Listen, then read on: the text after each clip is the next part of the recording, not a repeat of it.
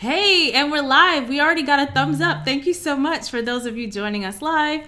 And for those of you watching the replay, thank you so much for tuning in. Today, we're talking about something so many who are caring for aging parents with chronic disease deal with: putting everyone else first and feeding everyone else, making sure that their loved ones who they're caregiving for get their fruits, their vegetables, their supplements, whatever medicine that they have to take. And these caregivers end up skipping meals themselves. They're suppressing their own needs and silently burn out. But what if there's another way? What if caring doesn't have to mean completely collapsing, right? I'm here with someone who showed me what's possible. My mom. Hey, Ma, thanks for joining us today. Hello, everyone. Yeah, so my mom actually has been a caregiver twice in her life with both of her parents, as a young child with her father, Three and as times. three Three times. times. Yes. Okay. Oh yes, a young child with her father.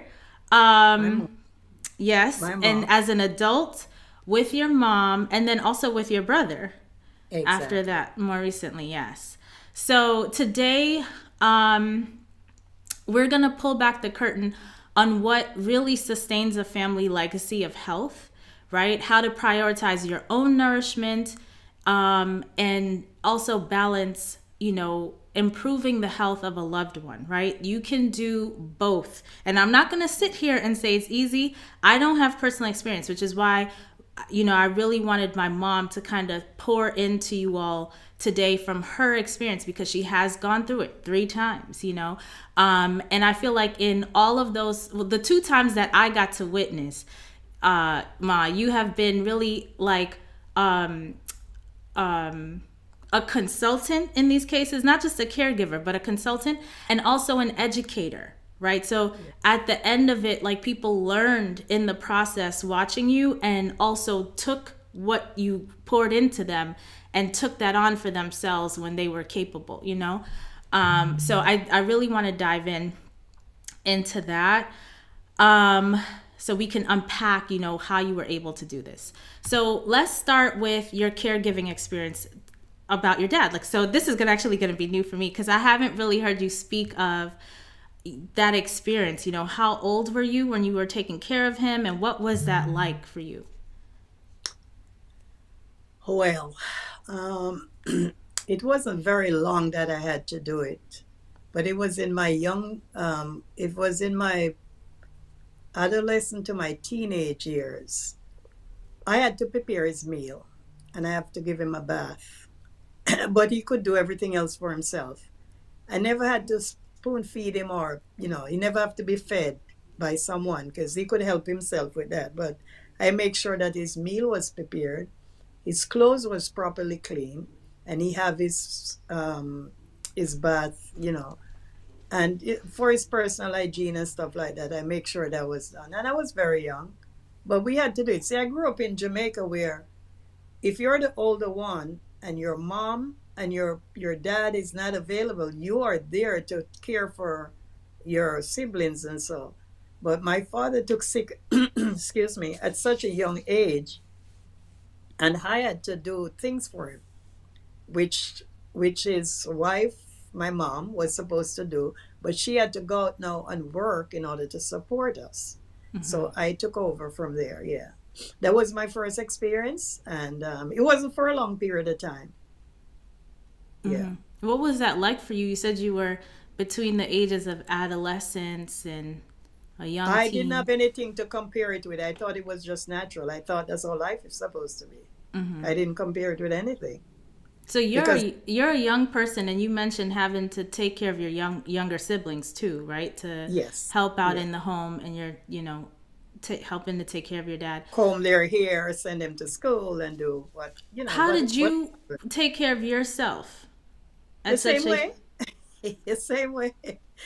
Because it's just like love, Sam. If you have love to give to someone, you should have enough for yourself Mm-hmm. that you can give to others. So everything was just true love. They were my siblings and that was my dad. And if I have to do it all over again, I'll do it. Mm-hmm. So now, It fast forward now, grandma is sick. You're in New York now, and you are married, you have a business, you're in Bible study, you have children. Um, what was that experience like, being a caregiver with all of that? That was difficult. I will not tell anybody it's easy. It was very difficult, but again, I did it with love, lots of love. Um, and if I have to do it all over again, I'll do it all over again. But it was not easy. I give God thanks through everything. 'Cause God brought me through everything. Mm-hmm. It taking care of myself while taking care of my mom was not that hard for me in the sense of self-care. Because when I make an appointment for her to see the doctor, I take her to all her doctor's visits. And I see the doctor also. Hmm. I get myself checked because you have to make sure that you're in good health before you even help somebody. And you got to make sure that you take a shower too before you go shower the next person. So I would get up early in the morning and take care of my hygiene and then, take care of mom. Um, in her later years of illness, she had somebody who come in and help with her. But I always help her with her bath to make sure she's safe and all that. But preparing her food and all that was a very difficult task because I have my business and I had to get up 5, 6 o'clock in the morning to prepare 3 meals before I leave for work. And that was not an easy thing to do. Um, Going to the Bible, I was in the Bible 5-year Bible study class at the time, and I had my business, and the classes was Friday evening, and we have to get to the class by 7 o'clock. By 5, 6 o'clock in a hairdressing business, it's a busy time. You have clients come into the shop, 5, 6 clients at that time. You can finish all of them, but thank God I have some good workers. Um, so I was able to start and just run, leave them to the rest of folks to take care of them and just run. Then I would rush home to mom because, of course, she's diabetic and she have to have a snack by a certain time.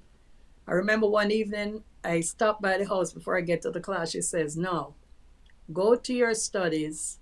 I can have my snack when you get back home." I said, "Mom, I usually get back home because the class don't finish until 10 o'clock. I said, I get back home about 10:30.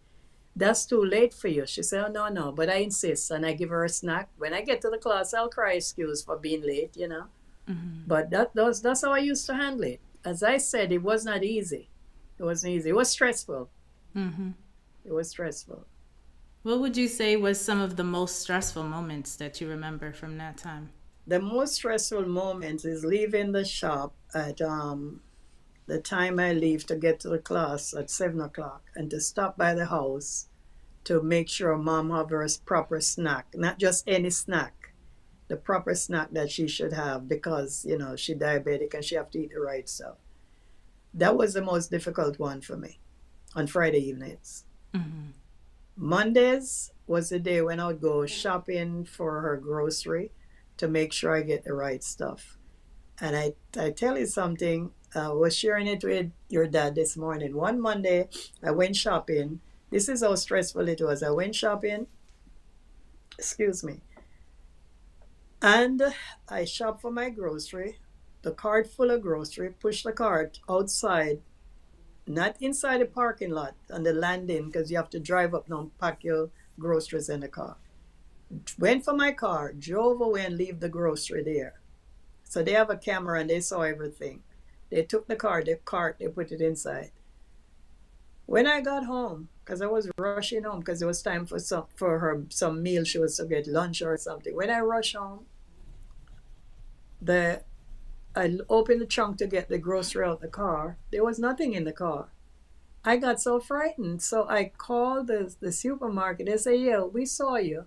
We saw what you did. We have your grocery here in the store." Those are the little stress that I go through. Mm-hmm. It was not easy because it's having a sick parent is like having a baby on a bed and you're just afraid that the baby is going to fall. Mm-hmm. So it was stressful. It was stressful. It was stressful in the sense that because I was working, if I was home, I wouldn't feel it the way I felt it. Yeah. It was stressful and To the point I remember when before she died, she looked at me one day and I was there with her talking to her, and she said to me, "You know something? You could leave and go to work. You have done enough. There's nothing more you can do." It's like she dismissed me. Hmm. That was some of her last words to me. "Go to work. There's nothing more. You have done enough. You have done your best. There's nothing more you could do." So I know that she was grateful, thankful, and I got her blessing. And that's one of the most important thing for me. So uh, that you never experience it, but for people who experience this, it's like having a labor pain and to have a baby, and after the baby born, sometimes you forget about the labor pain. Some people do, because I did. I forget about, because you see the beauty that you got from the pain. It's the same way taking care of my mom, and the words that she said to me before she passed. I felt the blessing. I'm getting emotional, so you have to excuse me. That's fine, Ma. We could take a breath and drink some water. This is my water with my painkiller in there, my natural painkiller. What kind of painkiller you have in there? This is white willow's bark. Oh, okay. Yeah. Well, thank you for Yes. sharing that. And I'm pretty sure we have a few people on with us live. I would love for you to share in the chat if you can relate to my mom's story, being a caregiver of an aging parent with a chronic disease, balancing that with a full-time job, or maybe you're a business owner, you're a wife, you have children, you have your spiritual life you're growing and developing, which you were in a Bible study that you already committed to and you wanted to continue with that. Did you ever feel pressure during this time to skip your own needs for others? I mean, it seemed like you still stuck to Bible study. You didn't leave Bible study, even given how difficult it was to navigate. And I don't recall you ever starving yourself. So I would love Never. for you to Never. explain, like, what did anything in the healthcare or wellness realm get sacrificed in order for you to do this caregiving? No, no. Because I make sure that whatever I prepare for my mom is something I could eat. So when I prepare her meals, my meals is also prepared. And I'll take my meals to work with me, because I never usually, once in a while I would buy something outside, but it wasn't something that I should eat. So, but I always prepare food and take to work with me. Yeah. Mm-hmm. So, no, I've never been hungry during all this time. Never been hungry. I get time to take care of myself. Because my mom, she wasn't very, she wasn't a person who really depend on, she tried her best to help herself. For the short period of time, and I would say short period of time that she was sick, is the shortest period where when she came home on hospice. It looked like the longest time of her life, but it was the shortest because it was 2 weeks. That's the only time she would ever have somebody bring her a bedpan or something. But she used to go to the bathroom herself, and Mm-hmm. I put the chair in the shower, and she says, "I can take it from here," but I would open the shower door and just go in and help her with her shower, her back or wherever she cannot reach, but she was, it wasn't difficult, and she was very, how would you say it? She tried to help herself, because I remember once when she was in the when she was in rehab, because they had her in the rehab there after surgery or something. Was it up? No, they had her in the rehab when the doctor said they couldn't do anything for her, and they had her in the rehab. And I went and begged them, because I didn't want them keep her there for hospice. And I went and I begged them. And I cried to the lady. And she said to me, she says, when I cried, I said, "My mom of 8 children, there is no way she should die alone." And I said to the nurse, and I was crying, and she said, "I'm going to grant you a favor. We're not supposed to do it, but I am going to allow you to spend the night here." That was a big mistake. Why? It was the longest time of my entire life. When you talk about agony, pain, I felt my mother's death down to the core because she I've never been around people dying or get their final death wish. Mm-hmm. She lay down, and the minute she lay, and I don't have a bed to sleep on now. It's one of those chairs where you have to jump over the edge of it and get in there. And as soon as I lay down, I hear, Dar, I need to get up. She want to get up and walk. Mm-hmm. My mother leg was so weak, Sam, because that's when the toe, they couldn't do nothing with the toe. The leg was weak. And I said to her, but mom, and the minute I get her up and she start to walk, but she holding on to me now, so all her weight is mostly on me. And she's helping herself. You can see where she's making the effort to help herself. Okay, so I says, Mom, this is a little too much. She said, okay, let me lay down back. And she lay down back. And the minute she lay down, Dar, I got to get up. I got to get up, Dar, I got to walk. And this went on, and I watched the clock from I was there till 4 o'clock in the morning. I said, oh God, I have 2 more hours to go before I can get some help. And there's nobody, Sam. No one come into that room. No one during the course of the night. Mm-hmm. No one. It was the longest night of my life. That is something I'll never forget as long as I live. Mm-hmm. But that was the most stressful thing for me. If that one didn't kill me, I'm not gonna die no time soon. No. Yeah, it was stressful.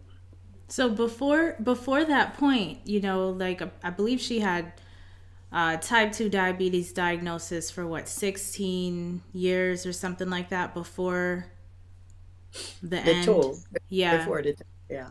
The toe is what that infected toe was what really shows the end of her, because they couldn't do Mm-hmm. anything for her. Really, they couldn't. Yeah. Not at that stage, no. So how did you manage to cook for her? I remember you had meals ready for me already, and we went to Costco, so there was some already like processed stuff. At the time it was fine. Even though we Right. knew I was lactose intolerant, it didn't, like, there was never a connection. Oh, don't eat cheese, don't have pizza, don't have, we bought Lactaid, and that was We the kind did. of We the did. understanding we had. We were eating like the average American diet. Yes. Yes, we were. Yeah, Yeah. with some level of consciousness, because I remember you used to cut off the fat on Oh, the yes. meats Burn and it stuff off. like this, and you got the rotisserie machine so the fat would drip off. So you were like very much into, like, the fat needs to come off the meat, what you could see. That's what you And were. I used to take the chicken that we'll get from the store, whatever fried chicken or whatever they do, and I'll put it, even Kentucky fried chicken, and I'll put it in the oven and burn that fat off. Hmm. Yes, I used to Yeah. do that. You're But I right. also remember you making home cooked meals. So other than the Yes, stuff that's already, like, warm it up from Costco for me, you had home cooked meals. Grandma always had home prep meals. I had home prep meals. My dad had meals that you prepared for him. So right. how did you manage to feed everybody and not yourself starve in the process and not get fed and all of that? Because I love myself first before I give that love. So when I'm preparing the food, I know I'm preparing for myself also. And I've never gone hungry during those times. No, I'm much smarter than that. So you just Because make you just everybody's eating the same thing basically. basically, Yeah. yes. Yeah. Yeah. And that's how I talk about it all the time, is like, when grandma got diagnosed, the whole house went through a dietary change, Yes. because Yeah. you weren't about to make, 4 or 5 different No, meals. no. It's like, if it's good for her, if it's healthy for her, it's going to be healthy for all of us. So we're And I all. practice this. I practice the same thing today with myself and my husband. Yeah. What does that look Whatever. like?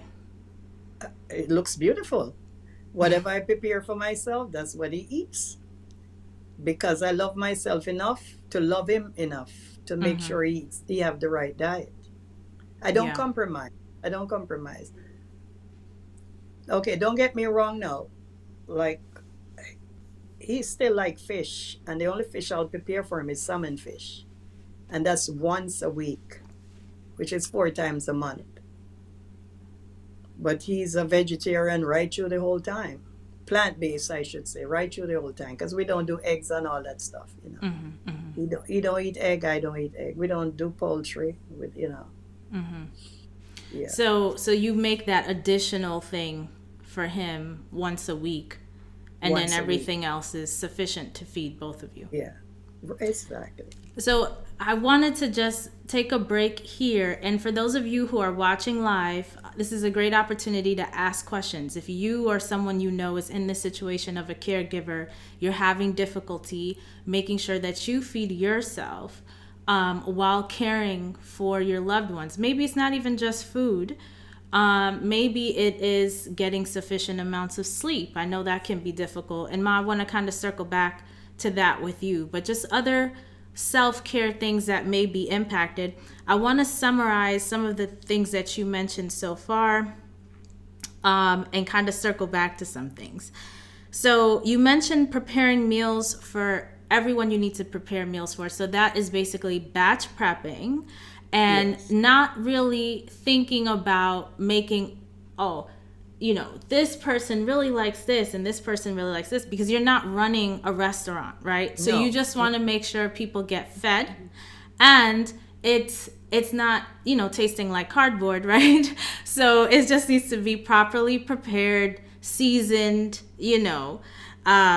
so keeping that in mind, but you're not running a restaurant, right? So it's just, Yeah. the basics you need to prepare so everybody can eat.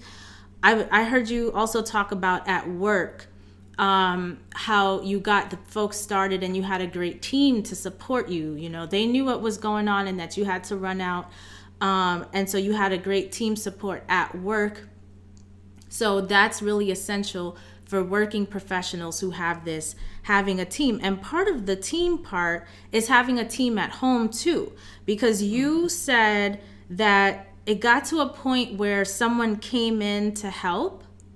And I kind of Yes. want to circle back to that. What was you were doing it on your own, and then you had home health aides come in. What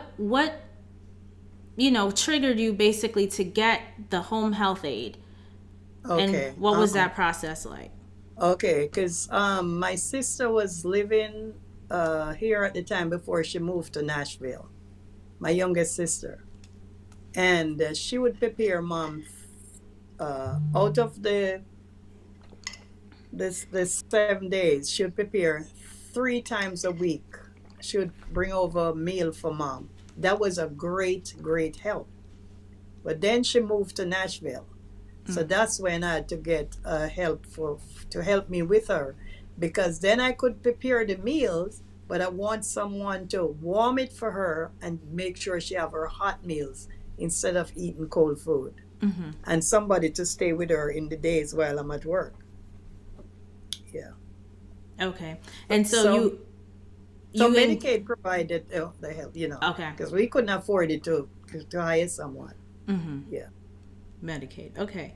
Which So was which I was grateful for that. Yeah. yeah. So I hear you saying, one, leaning into family support, which is essential. Sometimes Yeah. folks are afraid to ask family, and other times family is not that supportive. No. Unfortunately, some families just aren't supportive. Right. And so I think, asking friends is also helpful, because we've also witnessed that and experienced that in our circle, right? Where family friends will ask, can you make a pot of soup and bring it over? Something like this. Well, my girlfriend, and I can call her name. My girlfriend Jean, she was a godsend. We couldn't afford a registered nurse, but she was a nurse on duty. When her husband was sick, she would leave him sitting in the car after she picked him up from the hospital or wherever, and she make sure she come here almost every other evening to check mom blood pressure. Although I check it, because she's a registered nurse, she know what she's looking for. She check it, she check her heartbeat, she does everything. She was that type of person. The She was an checking. angel. And I have another friend, Grace, who used to sometimes bring her a nice pot of soup, a container soup, not a pot, like a container soup that could last her twice. Those are the kind of friends. I had good support, Sam. I can. She bring her soup, she bring her flowers. You never yet drive up and down to the flowers at her window. Those are the kind of support. And I give God thanks for them. God is good. I give Yeah. God thanks for them, yes. This episode is really focused on the caregivers, but I would love at some point to talk about like being a friend to a family who has somebody dealing with chronic disease, because you know, the examples you just highlighted, I'm pretty sure there are folks out there that, you know someone, but they just don't even know what to do. They don't want to interfere too much or assume too much, you know. But I would love to maybe talk about that. If there's interest, you can let me know in the comments. There's interest in that, and we can have a conversation around that, you know. Yeah. So this is good. And then so we talked about the team support. You also mentioned waking up early to prepare meals. And you mentioned Friday. So what I remember from that time is that you started work on Saturdays at 7 a.m. So you had Friday night Bible study. And I'm not sure how late you were in, right? For that. Until 10. Until Until 10. 10. So when it comes to sleep, right? Because we all need 7 to 9 hours of sleep if you're an adult, even if you're a I senior. was Because I see some seniors, they try to be like, oh, let me stay up till 2, 4 in the morning. No, ma'am. No, ma'am. It doesn't matter if you're a senior, okay? If you're trying to protect your brain cells, right? You want to make sure you're getting at least 7 hours of sleep. Stick to your sleep hygiene, right? It's not like college. You're not back in your college days, you know, skimping on sleep without consequence, okay? This is not what it is. So if you were to go back in that time, Ma, the sleep, how did the sleep work for you? horrible. And I could sleep, but it was horrible. Because I go to work on Saturday morning. I leave here at 7. I'm supposed to start on the first customer at 7:30. And on Saturday, sometimes I don't leave the shop until 11, 12. I remember one Saturday I left there 2 o'clock Sunday morning. So my sleep was terrible. I wasn't getting enough rest. And then to deal with my mom's sickness, sometimes I could be in the depth of my sleep, and I could hear your dad say to me, Dar, check on mom, something is going on. And this will be like 2, 3 o'clock in the morning. So I leap and go into her room. So my sleep is disturbed. And remember, I have to go to work the next day. So that part of it was terrible. It's only the grace of God. I don't know. And I think my brain is still good, but I should really have it checked out. Now that you say that. Yeah, I mean, and this will make it difficult, right? Because as a caregiver, there's so many demands on you, especially emotionally, right? Psychologically. And to hold space for that when you are compromised on sleep is a struggle. It's a huge struggle. So I just want to honor that.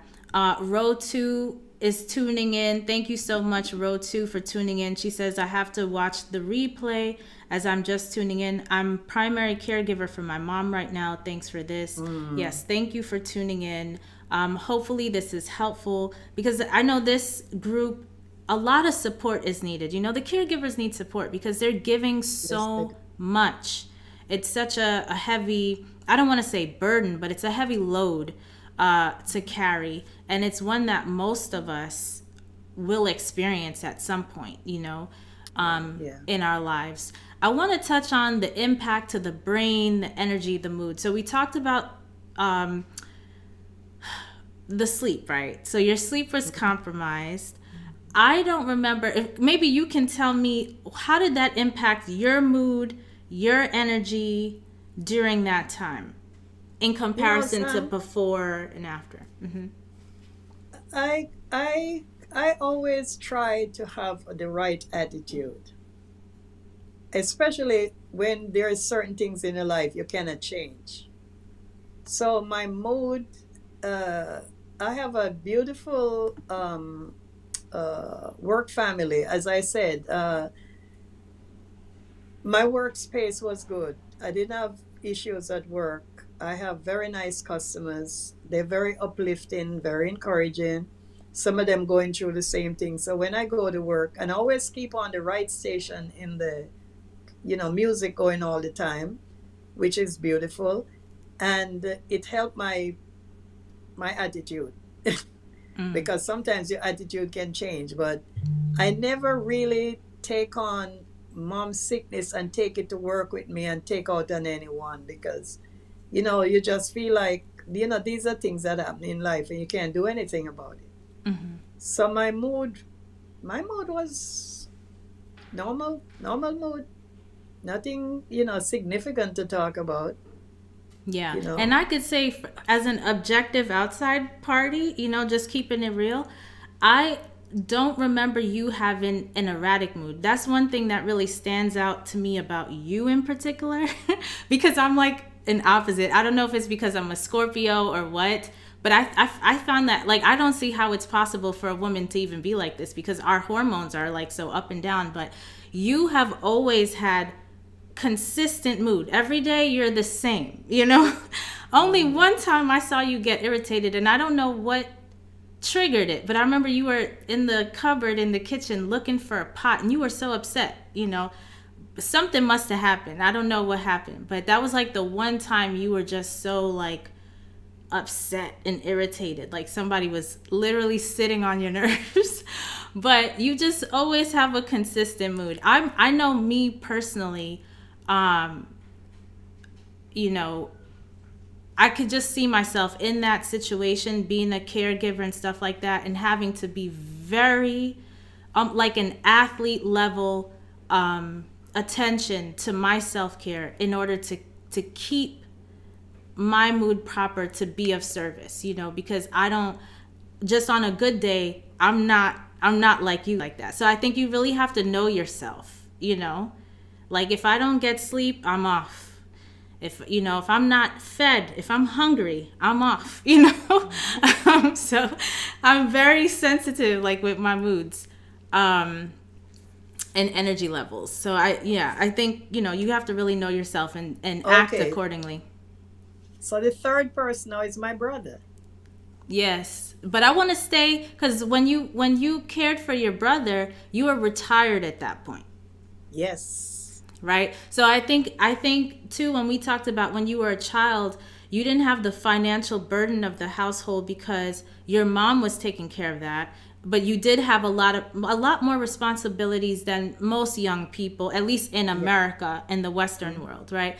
And then, as a caregiver for your brother, you were already retired, so there wasn't really a financial stress there. There was No, definitely a no. lot of emotional Emotional. stress. So But it was completely different from my mom and my dad, you yeah. know. But for your Because mom, I want to highlight back when you said you went to the grocery store and forgot all the groceries at the grocery store. This is how stress affects the brain, because we lose in the brain. First of all, in the body, we are creating new cells every day, right? So cells are being regenerated, which is why we say, you want to start your healthy practices as soon as possible, right? Because hmm you're feeding those new cells coming online the best nutrition possible, which gives you a better fighting chance to have optimal health and to be comfortable in your body, right? Because now you're having healthier cells online, regardless of what you did to the cells beforehand, because they're going to right. die off. And then you're going to have a new generation of some healthy cells fed this good stuff, right? Have the good fertile hmm soil and environment to grow in, right? However, hmm in the brain, most of the cells in the brain is with you from the moment you come out the womb, right? You're not getting new ones for the most hmm part. The area of the brain where new cells come online is in the hippocampus, which is deep in the brain. This is the area of the brain that manages memory, right? Long-term memory. And stem cells are created there, right? And this hmm is this is the foundation um, of what they call it, basically, There's a term for it that I'm blanking on right now, but basically the why we always say, like, you're not stuck with the brain that you have. Neuroplasticity, that's the term I'm looking for. Right. Neuroplasticity. You always, regardless of your age, have the capacity to get a better brain, to learn new things, learn languages, learn whatever your area is, learn an instrument, Mm. right? You can grow because in the hippocampus you have new cells coming online. Okay, Right. now it's there though that when stress is really high, cells are dying there. Right, so you may find yourself going to the grocery store and leaving all the groceries, stuff like that, because stress is so high. So this is Yeah, why because there's you look at the time. You look at the time. It's time for mom to have lunch. She's diabetic. You cannot let a diabetic person go hungry. And then I wasn't one to give her snack like that because I rather have a meal, if you know what I mean. yeah. So when I saw the time, I'm rushing out to get out of there. So I just run to get the car, forget that I have the stuff full with the grocery, and I drive and come home. Yeah, yeah. And I do a webinar. So for those of you who are watching this, if you're interested, I have a webinar on April 24th coming up where I'm talking about breast cancer, how to improve your chances of fighting breast cancer, not getting breast cancer if you have it, having great outcomes going through treatment, right? One of the things that we notice when folks are going through cancer treatment is the cancer treatment does affect the brain. And you have situations like this where I talk about in the webinar where folks are forgetting things. They're leaving the water running, flooding the whole house, and stuff like this. So like when you have, so it's not just the patient, right, who's dealing with the chronic disease that you have to watch and be attentive to. Sometimes the Caregiver. caregiver, yeah, because the caregiver has so much stress that their brain is being They leave the affected. stove on, leave Yeah, the stove on, which is dangerous. Yeah. yeah, yeah, Hmm. yeah. So one of the things too I want to leave you all with before we wrap up for today is if you find yourself stress eating, you're in the situation of a caregiver, I want you to remember halt. Don't get too hungry, don't get too angry, don't get too lonely, and don't get too tired, right? This is how we um,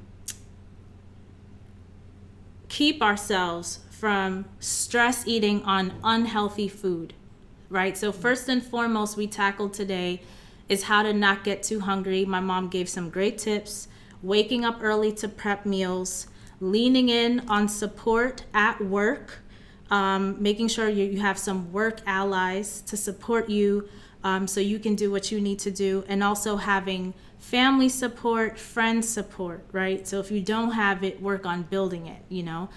Maybe even the church family. I don't know, Ma, if you could talk about that, about the dynamics, because I know you're very active in your church. If someone from the church is watching, how can they lean into the church for support if they're, dealing with this? Because not everybody has 7 siblings they could tap, you know. Well, you become a member of the church, and being a member of the church, you're now a member of the church family. So you're all brothers and sisters, and you must have somebody in the church who is able to give a helping hand. Where I am available at any time. That if somebody calling me and says, "Do you have a day to do this for me or to do that for me, or do you have 20 minutes to drive me there or drive me here because I'm not able to drive or whatever?" Yeah, you should be ready and available to help because that's what a family is all about, Yeah, especially a church family. yeah, yeah. And so, in terms of the hunger part, making sure you have that support with the foods, and what is healthy for that person is also healthy for you. Trust, it's not going to make you not well, right? Because regardless of what your patient is going through, right? Whatever that family, it could be type 2 diabetes, it could be dementia, it could be heart disease, whatever the situation is, right? COPD, whatever. Trust, the dietary solution 9 times out of 10 is the exact same. right? Maybe the person can't eat certain foods because they have intolerances or whatever, but you want or need those foods. So those are just additional, kind of like what you were saying, Mom, about dad eating fish because he wants the fish and you're okay with making it, but you don't eat it, so that's just an additional thing. But everything else, you're making enough for everybody. So everybody can eat. Then the next thing, don't get too angry. For me personally, this is where my workouts come in, making time for that. Not eating, right? Being hungry can make me angry, right? So making sure that I'm eating, drinking enough water. Sometimes when you're dehydrated, that can make you angry, right? And any kind of emotional disturbances. I like the fact that you were part of a community with Bible study, because even though you're in this stressful time, I feel like, and you could, That's very de-stress. De-stress. Yes. Because you have the social support there, and then you're diving into the Bible and what messages it has for you in this moment, in this phase of your life. Not getting too lonely. That's where the social support comes in. Right. Not getting too tired. Again, social support, right? We are not an island onto ourselves. No, you're not. We need each other. Exactly. We need each other. So fostering those relationships, being humble, accepting the help, because I know I've talked to some women they just don't want to even accept the help. I don't know if it's a pride thing. Yeah. I just have a friend, Sam, that turned 100, and she was one of my customers. And I used to, between Daddy and myself, we used to do things for her. I would go up and visit her and prepare something for her on her own stove, help her with things, in the kitchen and stuff like that, do her grocery shopping. Daddy used to drive her and let she pick up her grocery, whatever, when she was able to move around a little. Now she turned 100, but she's a blessed soul, so yes, there's people in your life that you really can reach out to and give a helping hand, because yes, she's very independent. How I get to do it, I have to tell her I am coming to do it, because I saw how she wasn't capable of doing certain things. Yeah. So sometimes you just have to push your way into people's life. That's all. Yeah. So Ma, on a final note, what would you say to someone who says they don't have time to eat, right? Because they have these caregiving responsibilities. Like, what would be your final words of inspiration? How much do you love the person you're caring for? Because, first of all, I would say this, and I always feel that way. In order for you to give love, you have to have love. In order for you to take care of somebody, you got to take care of yourself. An empty barrel cannot stand up. And if you're not eating the right food and not feeding yourself, you cannot stand up to take care of anybody. So you have to eat. I want to tell you something too. Are you taking care of somebody? You must have a few minutes between that person meal that you yourself could eat something first. I mean, really, And another thing too is, I think that's worth mentioning, is the stress affecting leptin and ghrelin, which is something I didn't think about till just now. So like, if you are finding yourself where you are not eating because you're taking care of the other person, sometimes it's like you're not even feeling your hunger, right? So I know some nurses are like this, where they lack what we call interoceptive awareness. Basically, they will go whole shifts and not use the bathroom. They're not really tuned in to their body's needs, because they've learned how to basically shut off from that so that they could be of service and still stay on, right? Still produce. But the thing is, like, we're not machines, and we should never try to compete with machines. We're human beings. We're human beings first, right? Not human doings, human beings. And being conscious of our needs, the needs to urinate, right? Which we must do, as soon as we get the Right. call to do it, because when you hold that stuff inside now, it starts to go back up, right? The kidneys now, they can get infected. You starting now to like mess up your system now. Right. And is that worth it? Because now that becomes an extra health burden on the family, on the household to deal with, right? But also to noticing, have I drank enough water today? Have I eaten enough calories for my bodies? Because you're just your brain at rest. If you were to sleep 24 hours a day, you still need a certain amount of calories for your vital forces to work, for your heart to beat, for your brain to work, for your lungs to expand and contract, right? You have things going on, even if you're not doing anything, right? You're not standing, you're not walking, your body still needs energy. So you have to eat a certain amount. And there are many ways to get it in. You could get it in from smoothies, from Smoothie. That's what I was soups, gonna say. Yes, smoothie. stews, whatever, Because If another thing too, if you're taking care of your parents, okay, so you make a smoothie, you bring it into the room with you while you're bringing the meals for your parent, for your whoever you're taking care of. And you can, while the person eating, you can sip on your smoothie. I mean, it's okay. It's all right because that family member, whoever that family member is, know that you have to have something in your system. yeah, And they will feel good to know that you're putting nourishment or food in your body because they feel like they're okay. It's a security for them. Let's put it that way. yeah, My mom didn't have to worry about me because she know that I'm going to take care of myself. Yes. yeah. And you did that. You did Yes, I did. that. And still doing it. You Still did doing that. it. So you showed, Yeah. you don't have to really sacrifice, but it does take planning. It It takes does. teamwork. It takes Yeah. intentionality, Yeah. right? Like with anything else. I mean, living a healthy lifestyle, you have to be intentional because this world will have you wayward.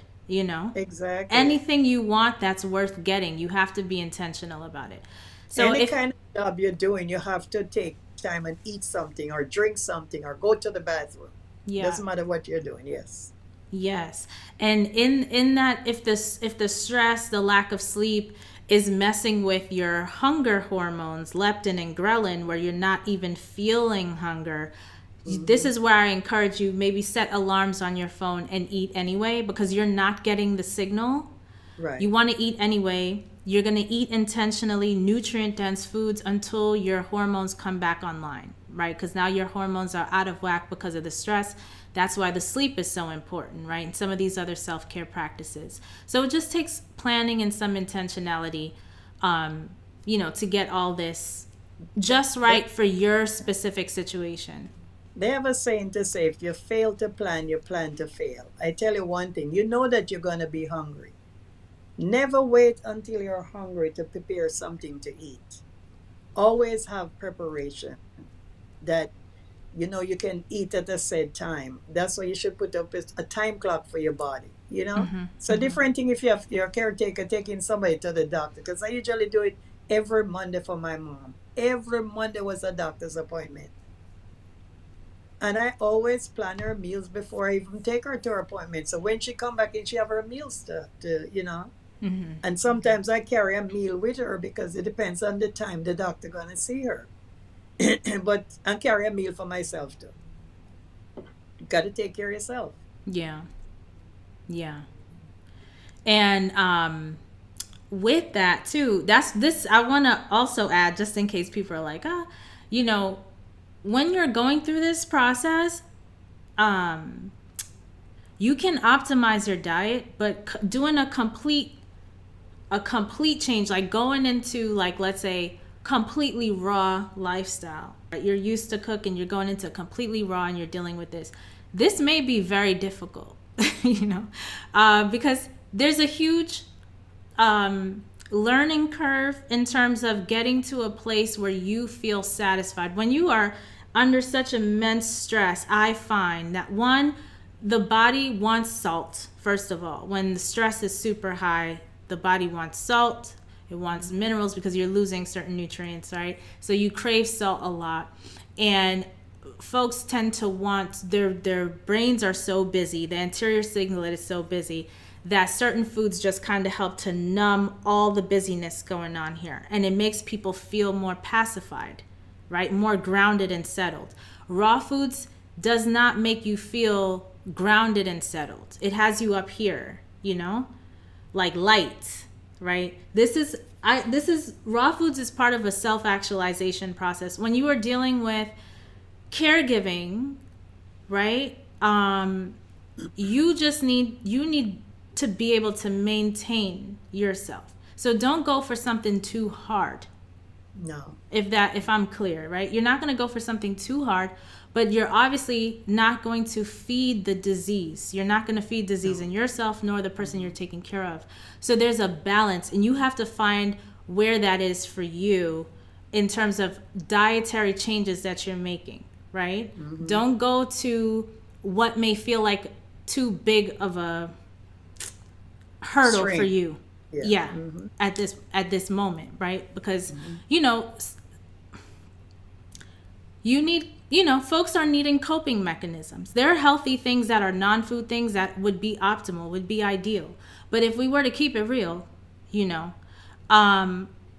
certain foods, especially, you know, like the heavier foods I'm talking about, like the starches and the root vegetables and things like these things, they actually make people feel more grounded, full, and, you know, more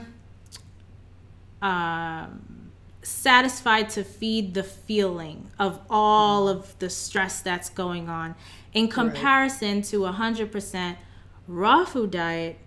You know, if you have not been doing that for a while, right? You don't have any experience with it, you know, then it's going to be very difficult. And so you're adding difficulty to an already difficult situation. And then more stress. And so you may be beating yourself up because of this. Just understand it's not a you thing. It's just the situation is too much. It's too much difficult compounding, you know? Mm-hmm. So you may want to just reel it back and be a little bit more realistic while also being healthy, but just be realistic with where you are and the season of life that you're in at this time. Right. And with that, I think we can wrap up. I would love for you to put a heart in the chat. If this conversation resonated with you, if you ever felt like you skipped a meal while caregiving and you found some value in this conversation, I would love to hear or see it in the chat. We got a heart. Thank you for whoever shared the heart. Thank you so much. And if you're a caregiver or health professional who's ready to stop skipping yourself, you're ready to pour into yourself, we want you in our world, okay? So check out the resources in the description to this video so you can jump into our world about healthy living, healthy nutrition. There's a lot of resources there. Mom, I want to thank you for being here and showing all of us that caregiving and self-nourishment don't have to be opposites, right? We can do it. We can do it all, right? Right? They keep saying women with this do it all, you know, but I'm like, the strength of a woman. Yeah, I'm like, well, my mom, she did it all, you know. Oh, yes, I did. I did watch her do it all, but she didn't do it all by herself. No, I did not. So that I think is key, right? With the help of God and everybody else. Yes. Miss Giselle said, good topic. Thank you so much, Miss Giselle, for joining us live. And for all of you watching live and the replay, if you've been putting yourself last, especially when it comes to your health, I want to invite you to something really powerful. I'm hosting a free live masterclass on April 24th, as I mentioned before, called 5 Secrets to Lowering Your Breast Cancer Risk, What Doctors Aren't Telling You. This is especially great for women in helping professions, caregivers, and anyone who wants to protect their health for the long haul without confusion, overwhelm, or fear, right? Because I know there's a lot of fear surrounding cancer, but I think that's because we as lay people, we don't fully understand what's going on. So I'm going to break that down through the lens and scope of breast cancer. And you'll learn practical evidence-based secrets that can help you take control of your metabolic and hormonal health starting right now. When you sign up, you're going to get a special gift from me. So you can register in the link to the description. So right off the bat, as soon as you register, you'll start getting resources. Then you'll also get a worksheet that goes alongside the masterclass. So when you show up to class, you can take notes and really ingrain into your head, into your body, into your DNA, all of what you're learning on the masterclass, so you can share it with your family, with your community, and really take it in and make that lifestyle change so you can be the model for the community that we need. Okay, this is how we nourish ourselves and become models for the community, for the next generation. I learned a lot watching my mom go through all of this. We didn't get a chance to talk about her caretaking with my uncle, but I think what we talked about today is really going to be helpful for most people. And I just know from watching her that it is feasible, and this is how you do it. You lean into your support system, move out the pride out of the way, get humble. This is a Job moment, right? We are all going to go through a Job moment, and we have to humble ourselves before God and take the support and help that is being provided for us. Sometimes God shows up in the flesh through people, and so when God is offering support, you take the support and you say thank you. You give God thanks. That's all right. And with that, we'll see you next week. We got a great topic for next week. Yes, we did. Yes. See you then.